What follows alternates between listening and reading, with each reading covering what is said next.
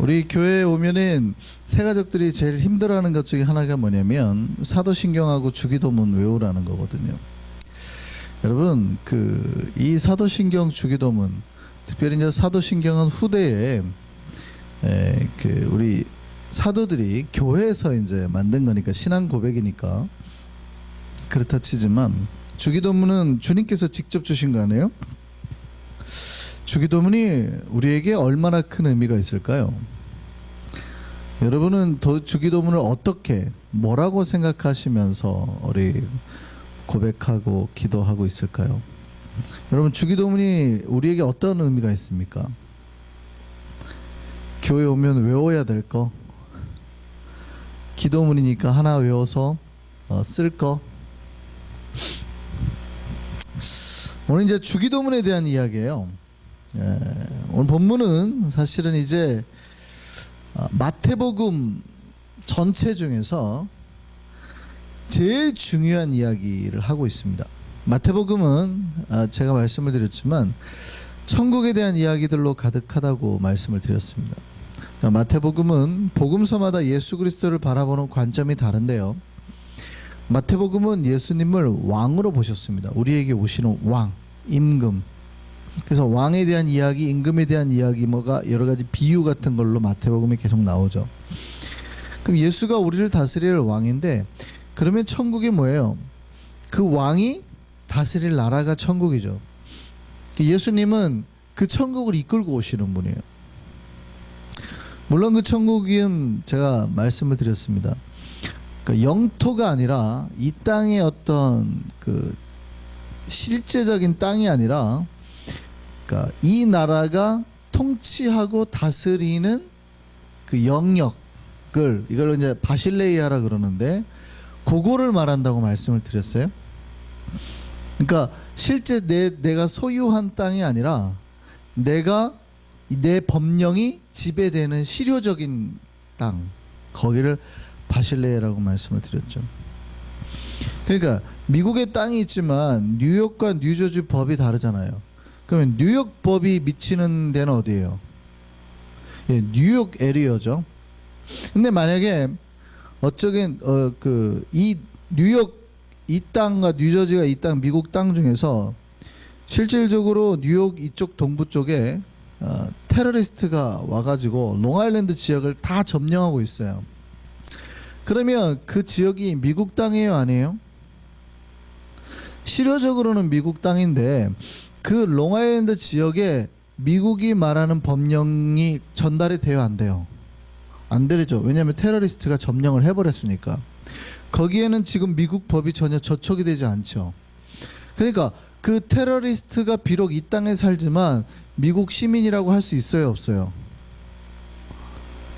그러니까 영토적으로 보면 그 땅은 미국 땅이에요. 그러니까 미국 땅 안에 있는 사람들이니까 그들이 미국 시민이라고 볼 수 있잖아요. 근데 그 지역까지는 미국의 법이 저촉이 되지 않을 뿐더러 그 땅에 비록 발을 딛고 살고 있다 하더라도 그들이 미국 시민이에요, 아니에요? 아닌 거죠. 그러니까 이렇게 되는 거예요. 그러니까 그 땅은 하나님의 나라가 되지 아니하고, 뉴욕 땅은 그 땅에 비록 뉴욕 스테이트에 소속은 되어 있지만 더 이상 뉴욕의 실효적인 법이 지배돼 역사되지 아니하는 땅이라는 얘기죠. 그 마태복음에서 말하는 천국의 개념은 그런 겁니다. 그러니까 어떤 이 땅 영토를 말하는 게 아니고, 정말 그 나라에 특별히 그 나라에 속한 백성들에게 하나님의 법이 지켜지고 있느냐, 지켜지고 그 지키는 사람들은 그 나라고 또 나라의 백성이 되는 거예요. 얼마나 마태가 그 천국을 중요하게 생각했냐면, 마태복음에만, 다른 복음서에는 잘 나오지도 않는 그 천국이라는 단어가 마태복음에만 37번이 나와요. 그 천국에 대한 이야기를 그렇게 많이 한다는 얘기죠. 그리고 그 천국 백성이 지켜야 될 법이 산상수훈인 거죠. 그래서 산상수훈은 어려워요. 이쪽 뺨을 맞으면 반대쪽 뺨을 돌려대는 게 쉽지 않죠. 여기 계신 분들에게 제가 테스트를 한번 해볼까요? 지금 뺨을 한 대씩 제가 때리고 과연 반대쪽 뺨을 돌려대는가 아닌가 제가 테스트를 해볼까요? 쉽지 않습니다. 이게 쉽지 않은 이유는 뭐냐면, 이게 사실은 천국 들어가는 백성들이, 아니면 천국에 사는 사람들이 그 나라의 은혜와 성령의 역사를 가질 때만 가능한 법이거든요. 지켜줄 수 있는 거거든요. 일반적으로 이쪽 뺨 맞으면은 세상에서 뭐라고 그래요? 맞은 대로 갚아줘야 되는 거 아니에요, 그죠? 돌려 갚아야지요. 그래서 천국에 들어가는 백성들만 지킬 수 있는 법이에요. 그게 굉장히 힘든 거예요. 물론 예수님은 우리에게는 당연할 거라고 얘기하신 거지만 오늘을 사는 우리도 힘들죠. 물론 그렇게 할 수 있는 이유에 대해서는 제가 새벽에 몇 번 말씀을 드렸습니다만 반복돼서 말씀을 드리진 않겠습니다. 마태복음 전체가 천국에 대한 이야기를 하는데 그 중에서 계속해서 마태복음은 중요한 이야기를 산상수훈 5장, 6장, 7장에 배열을 합니다. 근데 이제 문학적인 특별한 기법을 써요. 그 중에서 핵심 부분을 가운데도요. 수미 쌍간이라고 했고 밑, 앞, 뒤를 끝에를 동일한 내용으로 아니면은 균형 있게 밸런스를 맞추고 가운데에 중요한 거를 계속 배치를 합니다. 그러니까 어떤 개념이냐면 이런 거죠. 중요한 걸 여기다 두고 가운데 중요한 걸 뒀잖아요. 그럼 양쪽 끝에 가운데 중요한 걸 뒀잖아요. 또 여기에서 또 가운데 중요한 걸 두고 여기에서 또 가운데 중요한 걸 두고 계속해서 이렇게 집중되게 만드는 현상. 그러므로 뭐가 제일 중요하냐라는 것을 보여주기 위한 문학적인 기법입니다. 그게 이제 산상수훈에 쓰여 있는데요. 산상수훈은 마태복음 전체에서도 굉장히 중요하죠. 핵심 부분입니다. 그 산상수훈이 5장, 6장, 7장인데 그 중에 중요한 게 그럼 몇 장이겠어요? 6장이 중요해지죠. 여러분 마태복음 6장의 내용이 뭡니까? 바로 유대인들이 지키는 세 가지 경건이에요. 그러니까 천국 갈 백성들이 지켜야 될 세 가지 경건이에요. 그럼 세 가지 경건이 뭐냐면 기도와 구제와 금식입니다. 하나님 나라의 백성은 당연히 뭐를 해야 된다고 생각하냐면 기도해야 된다고 생각하고 당연히 구제해야 된다고 생각하고 그러니까 가난한 사람에게 돈을 나눠주거나 그들을 먹여 살려야 된다고 생각하고 세 번째가 금식이에요. 스스로를 절제하고 하나님 앞에 나아가는 자세. 기도와 구제와 금식이에요. 이게 기본적인 순서인데 마태복음에는 독특하게 기도와 구제의 순서를 뒤바꿉니다. 그러니까 의도했다는 얘기예요. 그러니까 기도와 구제를 바꿔서 구제를 먼저 말을 하고 기도를 다음에 말합니다. 그 얘기는 무슨 얘기를 하는 걸까요? 뭐가 더 중요하다고 마태는 보는 거예요, 지금? 기도를 중요하다고 보는 거예요. 그러니까 산상수훈의 가운데 자리에 유대인의 세 가지 경건을 두고 세 가지 경건을 의도적으로 순서를 바꿔서 또 가운데 뭘 뒀어요? 기도를 둔 거예요. 그런데 왜 이렇게 기도를 둘까? 거기에는 이 세 가지 경건 중에 기도 중에 핵심적으로 자리하는 게 뭐예요? 주기도문. 이 주기도문을 그 한복판에 탁 두는 겁니다.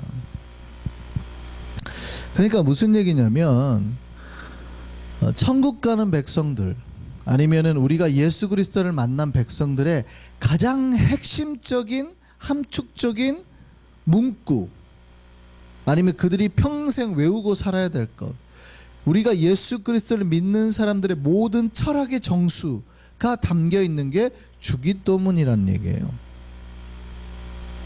우리가 무엇을 꿈꾸고 살아야 되는가? 이 땅에서 우리가 크리스천이 무엇을 바라고 살아야 되는가? 모든 핵심적인 함축적인 게 담겨 있는 게 주기도문이라는 거예요.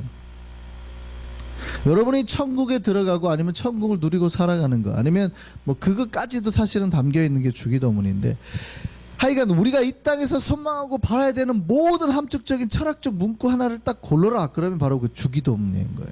기독교인의 예수를 믿는 사람의 마태는 제가 말씀을 드렸죠. 옛날에는 마태, 마가, 누가는 공간복음이고 요한은 따로 떼가지고 복음서를 봤다고요. 이 얘기는 많이 들으셨죠. 그러니까 복음서가 4개지만 3개를 보통 공간복음이라 그래요. 공간복음이라는 건 같은 관점으로 봤다 그래서 공관입니다. 그리고 요한복음은 다른 관점으로 봤다는 얘기예요. 근데 어떤 관점으로 봤냐 그러면 예수가 인간이라는 관점에서 봤다고 그래요. 옛날 신학에서는. 그래서 공간복음이라 그러고 그럼 요한복음은 다른 관점에서 봤어요. 예수를 뭘로 봤어요? 신의 관점으로 봤다고 생각하는 거예요. 처음 들으신 얘기 아니죠? 제가 몇 번 말씀을 드린 거니까. 그러니까 공간복음은 무슨 얘기냐면 예수를 인간으로 봤기 때문에 예수가 죽으실 때 굉장히 힘들게 죽죠.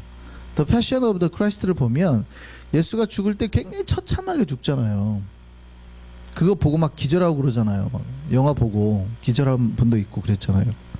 그러니까 예수가 고통당하는 게 너무나 리얼해요. 이게 인간적인 관점에서 봤다는 얘기예요. 그런데 요한복음에서는 예수가 그렇게 처참하게 죽거나 괴로워하거나 밤에 기도하고 겟세마네에서 기도하고 주님 이 잔을 내게서 옮겨 주옵소서 이런 장면이 있어요, 없어요? 없죠. 예수가 십자가에서 당당하게 죽습니다.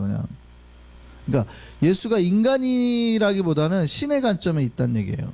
당당하게 죽어요. 그리고 다 이루었다 이러고 가셔버리잖아요. 그러니까 뭐 별로 고통스러워하는 것도 없는데 너무나 신 같아 가는 거예요. 그러니까 관점이 다르다고 보는 거예요. 옛날에는 그런 신학적인 관점으로 봤어요. 공간복음과 요한복음을 나눠서. 근데 최근 신학에서는 그렇지 않습니다. 좀 더 자료들이 나오는 거죠. 그러니까 그렇게 보지 않고 어떻게 보냐면 마태는 마태가 목회하던 공동체가 있었을 것이고 마가는 마가가 목회하던 공동체가 있었을 것이고 누가는 누가가 목회하던 공동체가 있었을 것이고 요한은 요한이 목회하던 공동체가 있었을 거라 생각하는 거예요. 근데 요한 공동체는 좀 더 신비적인 공동체예요. 숨어서 그러니까 이렇게 완전 세상과 별개로 들어가 가지고 지내는 공동체 있잖아요. 뭐 완전 그 어디 동굴 같은데 숨어서 살아가는 세상. 그러니까 세상은 완전히 죄고 우리들만 거룩한 자요 마지막 남은 자다 뭐 이런 사고가 있어요. 요한 공동체. 그래서 빛과 어둠은 예수 그리스도는 이 땅에 오신 빛이고 세상은 어둠이고 이렇게 굉장히 극렬하게 이원론적으로 나누는 여러 가지 이야기가 이제 나오는 겁니다. 그런데 이제 그 얘기를 하려고 그러는 거예요. 마태는 자기의 공동체를 통해서 무엇을 이루는 게 목표예요. 그러니까 이 복음서를 통해서 무엇을 이루어야 되는 거예요. 천국 공동체. 그래서 마태복음 전체에는 천국에 대한 이야기가 그렇게 많이 나오는 거예요. 그리고 그 천국이 이루는 방법에 대해서 가르치는 것이고 바로 천국에 이루는 방법으로 예수 그리스도의 기도문을 그 기준으로 삼았다는 거예요. 그러니까 요거를 달달달달 외워야 된다는 얘기예요. 요거를 알아야 된다는 얘기예요. 이 주기도문에 예수님께서 표현하려고 했던 모든 철학과 삶을 녹인 이게 다 담겨 있다는 거죠. 이게 정수예요, 그게. 주기도문의 원래 라틴어 명칭의 뜻은 이겁니다. 우리 아버지. 근데 우리는 오늘날에 주기도문이라고 그러죠. 이거는 사실은 영어 명칭에서 왔습니다. Lord's Prayer. 주님의 기도라는 뜻인데 정확하게는 주님의 기도나 주님이 사용하신 기도라고 해석하면 안 됩니다. 정확하게는 주님으로부터 기원한 아니면 주님이 가르쳐준 기도라는 뜻으로 해석하시는 게 좋습니다. 그러니까 이게요. 주기도문은 예수께서 당신이 당신의 백성들에게 가르쳐 주기를 원했던 기도라는 뜻이에요. 재미있는데요. 누가복음을 보면 이런 장면이 나옵니다. 도대체 예수님이 그 주기도문을 왜 가르쳤냐 여기에 대해서 알 수 있는 구절이 나오는데 누가복음 11장 1절 보면 그 제자 중에 한 명이 예수님께 기도를 알려주십시오 하는 장면이 나옵니다. 한번 볼까요? 누가복음 11장 1절입니다. 없어요? 네, 누가복음 11장 1절 제가 한번 읽어드릴 테니까 잘 보세요. 예수께서 한 곳에서 기도하시고 마치심에 제자 중 하나가 여짜오되 주여 요한이 여기서 말하는 요한이라는 건 세례 요한을 말하는 겁니다. 요한이 자기 제자들에게 기도를 가르친 것과 같이 우리에게도 가르쳐 주옵소서. 당시에 세례 요한을 따르던 사람이 있었고 예수님을 따르던 사람들이 있었습니다. 세례 요한을 따르던 제자 중에 예수님의 제자로 흡수된 사람들이 있었죠. 안드레 같은 경우가 그런 경우였죠. 처음에 세례 요한이 뭐라고 그래요? 예수님 보라 세상 죄를 지고 가는 하나님의 어린 양이로다. 그러니까 아 그렇습니까 하고 이제 예수님을 따르게 된 제자들이 꽤 있다 이 말이죠.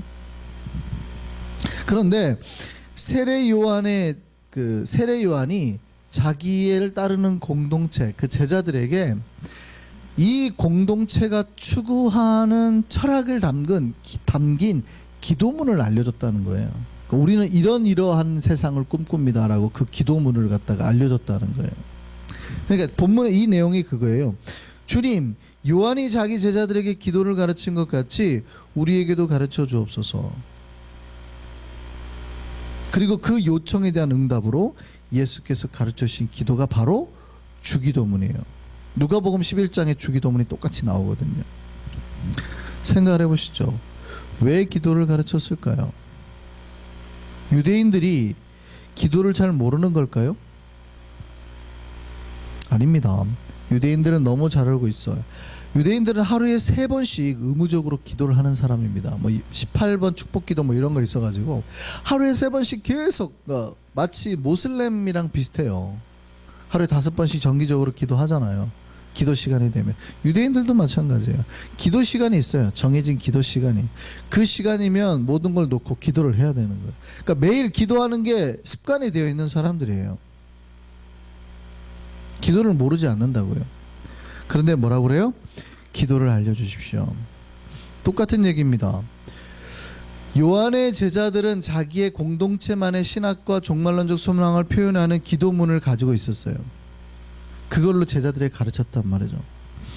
그러니까 이 기도문은 자기의 공동체의 정체성을 알리는 기도문이고 철학이고 목표고 지향하는 바를 나타내는 최고의 문구예요. 그러니까 예수의 제자들도 당신이 말씀하시는 세상이 뭡니까? 당신이 꿈꾸는 그 이 공동체를 향한 철학이 뭡니까? 그것이 담긴 기도문을 우리에게 알려주십시오. 그럼 우리가 이거를 달달달달 해서 우리도 당신이 꿈꾸는 세상 외우고 그 세상 이뤄내겠습니다. 이런 거예요. 당신이 꿈꾸는 세상이 뭡니까? 그걸 알 수 있는 기도문을 알려주십시오. 그래서 예수님이 그때 알려주신 것이 주기도문이에요. 이 주기도문이 바로 기독교인들이 매일 바라고 소망하는 것에 대한 모든 거예요. 여러분이 이 땅에서 추구하고 하나님 앞에 기도해야 될 것에 대한 모든 게 담겨 있는 게 바로 주기도문이라는 얘기죠. 주기도문의 내용을 한번 잠깐 보겠습니다. 다 외우고 계실 거니까 뭐 말씀을 안 드려도 될 텐데, 주기도문은 크게 이렇게 돼 있어요. 부름과 성령으로 끝나요. 부름은 하늘에 계신 우리 아버지 이거잖아요. 하나님을 부르는 거예요. 그 다음에 성령은 나라와 권세와 영광이 아버지 영원히 아버지께 있사옵나이다. 이걸로 끝나는 거죠. 그러니까 두 개는 그냥 형식을 갖추기 위한 거예요. 그러니까 요거는 떼버리시고, 주기도문을 크게 하나님께 기도하는 것에 대한 3가지가 있어요. 하나님께 간구하는 것 3가지, 그 다음에 밑에 우리에게 필요한 거를 구하는 것 3가지, 이렇게 주기도문은 되어 있습니다. 그러니까 하나님을 위한 3가지 기도와 인간을 위한 3가지 기도로 나눠져 있어요, 주기도문. 그럼 하나님께 대해 간구하는 3가지가 뭐냐면, 첫 번째가 이겁니다. 당신의 이름이 거룩히 여김을 받아옵소서, 이거예요. 첫 번째. 두 번째, 당신의 나라가 임하시옵소서. 세 번째, 당신의 뜻이 하늘에서 이룬 것처럼 땅에서도 이루어지게 하소서, 이거예요. 그러면 인간에 대한 건 뭐냐면, 첫 번째가 우리에게 일용할 양식을 주옵소서. 두 번째, 우리가 그러니까 뭐 우리의 죄를 사해 준 것 같이라는 얘기는 덧붙인 거고, 우리의 죄를 용서하여 주옵소서, 이거예요. 세 번째, 우리를 악에서 구하시옵소서. 우리를 매일 위험과 어려움, 시험에서 건져 주옵소서, 이 얘기예요. 하나님에 관계되는 기도 3개, 인간에 관계되는 기도 3개입니다. 그러니까 총 6개의 기도가 있어요. 그런데 이제 그 중에서도 진짜 그러면 주기도문을 통해서 예수님이 가르치는 내용을 한번 보시죠. 누가복음 11장에도 똑같이 주기도문이 나온다고 그랬죠. 그런데 누가복음에서는 독특하게 마태복음에서 가르치는 하나의 기도문이 없습니다. 그러니까 하나님을 향한 3개의 기도 중에서 3번째 기도문이 없어요. 첫 번째, 두 번째만 있어요. 그러니까 이런 거예요. 당신의 이름이 거룩히 여김을 받으시고 당신의 나라가 임하시고, 그 다음에 없어요. 뜻이 하늘에서 이룬 것 같이는 없어요. 그럼 2개밖에 없다는 얘기죠. 원래 이 주기도문은 누가판이 예수님의 가르침에 가깝습니다. 이 마태 공동체는 예배의 틀에 맞춰서 쓰기 위해서 형식을 갖춘 거예요. 그러니까 이게 후대에 첨가됐다는 얘기죠. 그러니까 원래 예수님이 가르쳤던 내용에는 없을 확률이 높은 거예요. 누가복음에 보면 똑같은 주기도문인데도 없는 거니까. 그러니까 이게 예수님의 원래 가르침에 가까운 거고, 이 본문은 마태가 나중에 자기의 공동체 예배 예식으로 쓰기 위해서 만들었다고 보는 거예요. 자, 그러면 세 번째는 없고, 또요, 첫 번째 기도문은 사실은 유대인들이 아까 썼던 18번째 기도문 있잖아요. 이런 데나 모든 기도문에 관습상 다 나오는 겁니다. 그러니까 기도할 때마다 첫 번째 하는 얘기가 뭐냐면, 하나님 아버지하고 부르고 난 다음에 당신의 이름이 거룩히 여김을 받아옵소서, 그리고 이제 블라블라블라 다른 기도를 했다는 얘기예요. 그러면 우리가 보통 말하는 당신의 이름이 거룩히 여김을 받아라라는 이 말은 원래 유대인들이 그냥 전통적으로 쓰는 말이니까 예수께서 이거를 갖다가 구태여 당신의 그 공동체의 기도문을 쓰진 않았겠죠. 그러니까 이것도 그냥 형식을 맞추기 위한 거예요. 그러면 딱 드러나는 거예요. 우리가 예수님이 자기의 그 모든 기독교의 정수를 통해서 추구하고자 했던 게 뭐예요? 두 번째 기도문입니다. 두 번째 기도문. 나라가 임하시오며, 이거예요. 그러니까 주님이 꿈꾸는 거는 뭐냐면, 이 백성들이 하나님의 나라가 임함을 날마다 기다리며 살기를 원한다. 하나님의 나라가 그 마음속에 날마다 있기를 원하며 살기를 원한다는, 이 백성들 마음속에는 주님의 그 나라가, 천국이 항상 떠나지 않고 있어야 된다는 얘기예요. 거기에 이제 나머지 세 개의 기도가 이제 우리가 바라는 게 있는 거죠. 일용할 양식도 주시고, 우리 죄를 용서해 주시고, 우리를 시험에 들게 하지 마시고. 그래서 총 4개의 기도문으로 돼 있다고 신학자들은 생각을 하는 겁니다. 근데 더 정확하게 말하면 그 인간에 관계된 3개의 기도문도 주님의 나라가 임할 때 나타나는 역사들일 뿐이에요. 그러니까 천국이 임하면 이 땅의 문제도 해결될 거고, 우리의 죄도 내가 용서함을 받을 거고, 내가 모든 악함과 시험에서도 벗어나게 될 거고, 이렇게 되는 거니까 하나의 연결되는 것들 뿐이에요. 그러면 그 3개도 어떤 신학자들은 빼요. 그럼 주기도문이 진짜로, 이 주기도문을 통해서 예수님이 진짜로 우리에게 가르치려고 하는 게 뭐냐? 이 백성들이 이 땅에 살지만, 비록 이 땅에 살지만 그 마음속에 날마다 천국의 임함을 누리며 살았으면 좋겠다. 그러니까 예수님의 공동체가 꿈꾸고 추구했던 건 뭐냐면, 주님, 천국이 내게 임하게 하옵소서. 내 마음속에 천국이 임하게 하옵소서. 그래서 이 땅의 모든 문제에서 벗어나게 하옵소서. 죄에서 벗어나게 하시고, 내가 내게 죄진 자를 용서할 수 있는 마음도 주시고, 내가 시험에 빠지지 않을 수 있는 힘과 능력도 주시고, 악에서 벗어나게 하옵소서.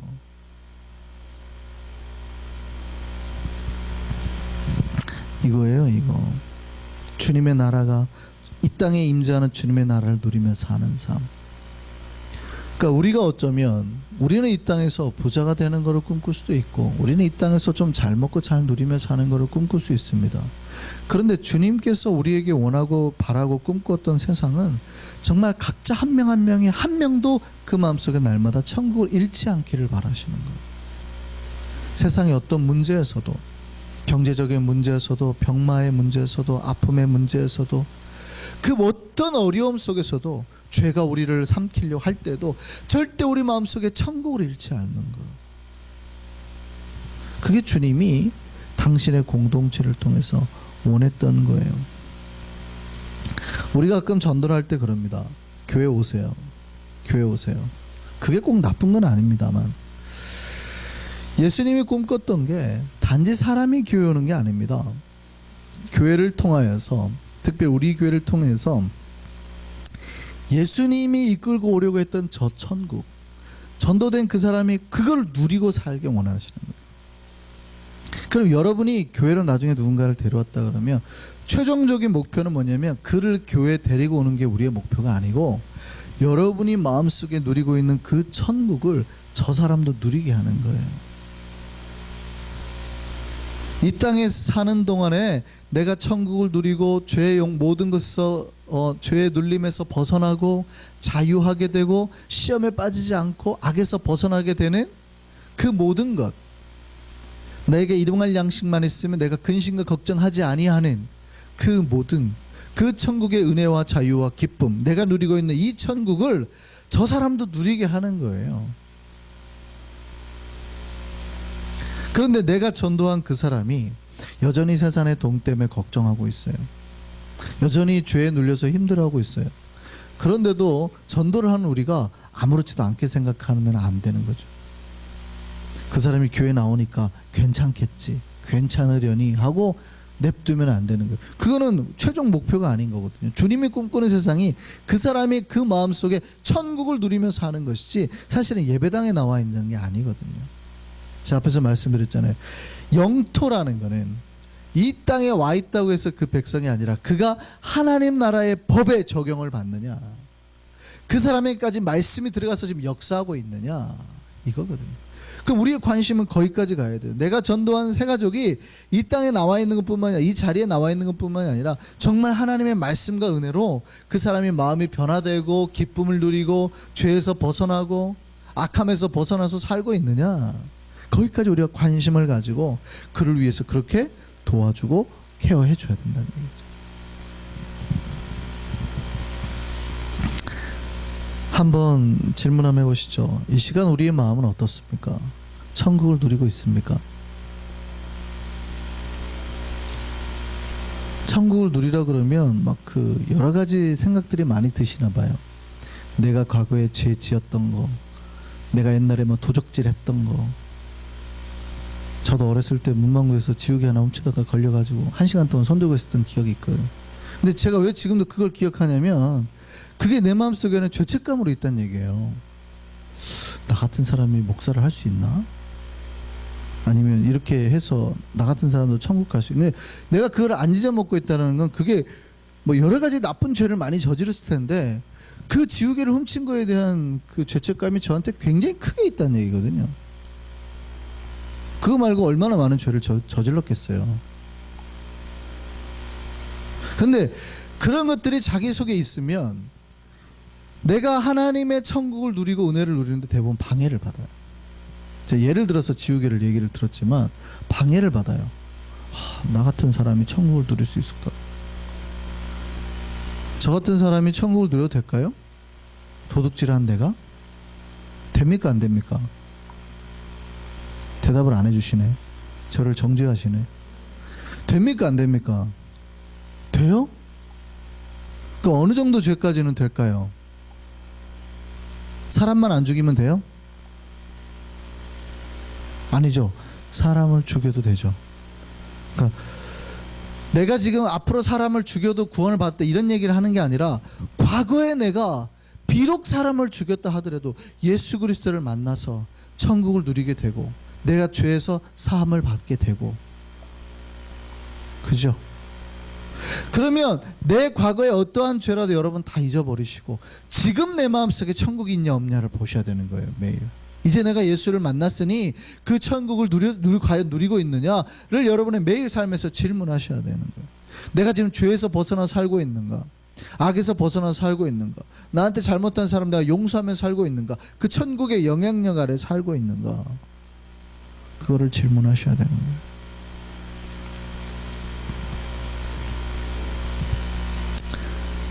저는 우리가 예수께서 이끌고 오셨던 그 천국을 깨달아서 누리고 살아가는 저와 여러분 되기를 바랍니다. 이 땅을 사는 동안에 그 천국에서 우리에게 베풀어주는 은혜와 자비, 그것을 누리고 이 땅에 사는 모든 사람들에게 천국을 전하며 내가 품고 있는 이 천국을 나누며 살아갈 수 있는 우리가 되기를 바랍니다. 우리 이선교 한성의 백성들이 이 예수님의 가르침을 따라서 이 마음속에 천국을 온전히 체험받고 또 그 임재하시는 천국을 누리며 우리 삶을 통해서 예수의 가르침과 선함을 나누고 베풀며 살아가는, 천국을 이 땅에 온전히 이뤄가며 살아가는 우리가 되기를 바랍니다. 다시 기도하겠습니다.